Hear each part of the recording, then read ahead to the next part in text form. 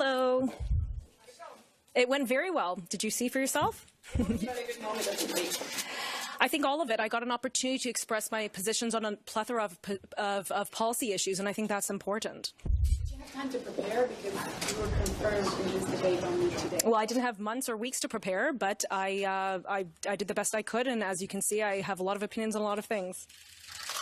Are you happy with how it went and the issues that were brought forward? I'm very pleased I got to bring a voice to a lot of issues that seems a lot of the other candidates are avoiding.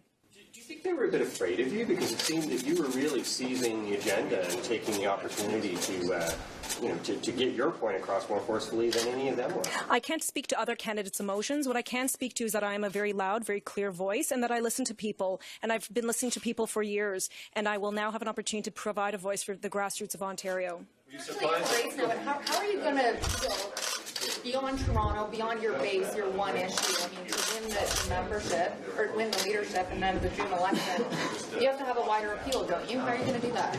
Well, we all know sex ed is a wedge issue. It started in the last Patrick Brown leadership as a wedge issue and will continue to be so in the next election. And I think you've just heard me for the past hour speak to a plethora of issues. A lot of your answers, though, were, I'll take a look at that line by line. Have you just not had enough time to sort of get up to speed on some of the more in-depth policy issues? Actually, I was the only candidate to provide a very clear, a very specific way in which I would defeat the carbon tax. Are you saying that there are teachers talking about anal sex in middle school? Is that really happening in Ontario schools? Yes, oral sex is part of the curriculum in the grade 7 of the sexual education curriculum. Part of the curriculum. Are teachers supposed to teach kids? What are teachers actually teaching kids about oral sex or anal sex in grade 7? Well, I've heard all sorts of things, and I think for that you'd have to ask the teachers. I mean, you say it's in the curriculum. In what way is it actually taught in schools? Well, I think the curriculum speaks for itself.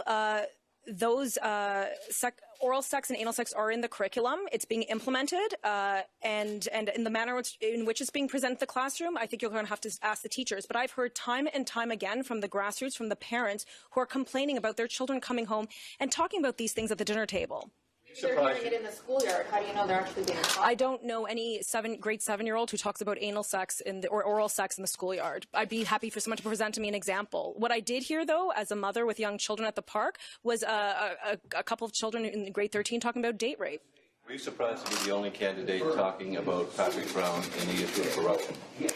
Yeah, I was actually. I was very surprised that none of the other candidates have the courage or confidence or perhaps the ability to talk about the corruption that has happened in this party and that has dogged this party under Patrick Brown and his corrupt administration, and the way that they have bullied candidates for nomination out of running, and the way that they have that Patrick Brown has given himself powers that simply do not exist. And this kind of bullying, this kind of corruption, I'm glad that it is over, and that ended the day Patrick Brown resigned. Allegations he was facing that forced his resignation. Should he have resigned over those? Do you feel like it all happened too quickly? He complains, first of all, that they're false and fabrications. And people say he didn't have the chance to defend himself. There was no due process. Should he have resigned that night? What's your position on that? If you want to speak to due process for Patrick Brown, then we have to speak to due process for all those candidates for nomination who are bullied out of running in these contests for nomination. Separate issue. I'm asking about the allegations that he was facing that prompted his resignation. I can't comment on Patrick Brown's allegations of sexual misconduct. He'll have to sort that out. However, I'm glad that he resigned, not because of those allegations, but because it put an end to the corruption the day he resigned. False, and he doesn't look like he has any intention of stepping down as an MPP. So if you're a leader, should he be in caucus? I made it very clear in the debate. No, I do not want Patrick Brown to run in the caucus because of the corruption and the corrupt manner in which he ran this party. Next. Did your organization support Patrick Brown in the last election? No, we supported Monty McNaughton. Monty resigned, and he chose not to continue in the leadership. He endorsed Patrick. So we never endorsed Patrick. And you're not endorsing Monty's going with Caroline this time. Have you spoken to Monty about that? I'm looking forward. If Monty wants to call me, he can call me anytime. But our organization is very clear. We support strong voices who support the parents and children of Ontario. He has abandoned abandoned your supporters. I think you can ask Monty McNaughton those questions. If you feel Monty has abandoned your supporters. I think the parents of Ontario want a very clear and a very strong voice, and none of the MPPs sitting currently have presented that for them. And I look forward to being that clear and strong voice come June 7th. Tanya, how much have you put in for a deposit so far? Have you put in the full 100,000, or Yes, I have.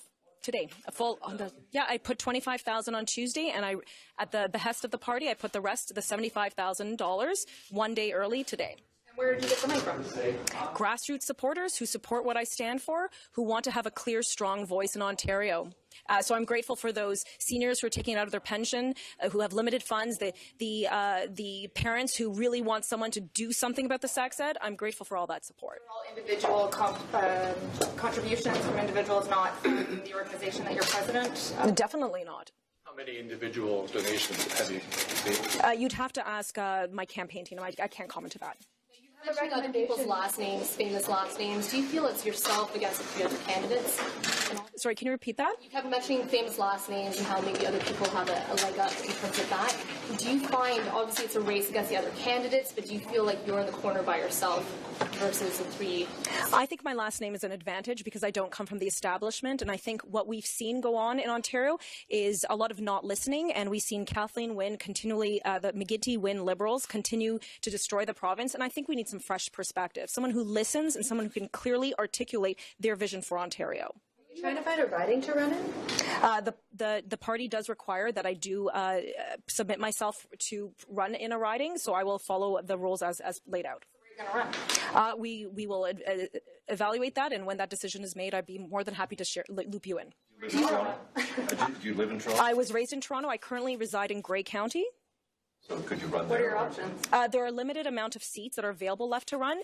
Granted, there have been already a few nominations that have been overturned. Who knows? We could have dozens more. And I look forward to those nominations being reopened, because one thing I would like to make very clear is we cannot stand anymore for the Patrick Brown corruption which has plagued our party. It's a ranked ballot vote. Will you recommend your supporters choose a particular candidate as a second choice, and if so, who? I have no comment to that. I'm running to win. Grey County, is that Owen Sound, or? I'll let you look it up on Google Maps. You live there, can you just tell us? Yeah, just Okay, well, I don't live in Owen Sound, if that's your question. I live in Grey County, which does encapsulate some of that area there. Like what town? okay, what town? I live in, it's near Dornoch, Ontario. You don't know where that is because probably you've never been there. But right, so near Dornoch, Ontario. I live in a little town near Dornoch, Ontario. What's it called? It's the Pioneer Settlement of Welbeck. Pioneer Settlement of Welbeck? Welbeck, Welbeck? correct. You can cut it off. Okay, I've had enough. Thank you.